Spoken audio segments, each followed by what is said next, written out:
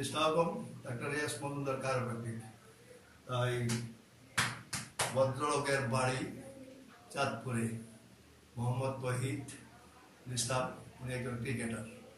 উনি আজকে আমার কাছে প্রথম অ্যাডজাস্টমেন্টের জন্য আসে। ওনার কোমর ব্যথা, রিপোর্ট অনুযায়ী ওনার L4-5S1 খারাপ।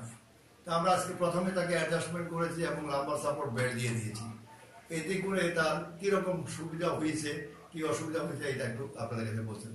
আমি মূলত প্রথমে চিকিৎসা করি চেন্নাইতে রিসেন্টলি। তো চেন্নাইতে চিকিৎসা করার পরে আমি সেখানে আমাকে মেডিসিন সাজেস্ট করার পরে আমি মেডিসিন খেতে থাকি 1 মাসের মতো এবং মোটামুটি আমি ভালো ছিলাম। এখন যখন মেডিসিন অফ করে দিছি তখন আবার সেই আবার পেন শুরু হয়। তখন আমি স্যারের ইয়েটা অনলাইনে পাওয়ার পরে আমি ওনার সাথে যোগাযোগ করে আজকে সকালে আসি। আসার পরে আমি আগের থেকেই এরকম খুঁজতেছিলাম যে এই থেরাপিউটিক অ্যাডজাস্টমেন্টের মানে বাংলাদেশে কে আছে। তো পরবর্তীতে আমার ভাগ্য ভালো দেখে আমি হয়তো স্যারের যোগাযোগ পাই ফেসবুকে পাওয়ার পর আমি এখানে আসি এবং আমাকে আজকে ফার্স্ট ডেতে উনি আমাকে অ্যাডজাস্টমেন্ট করে।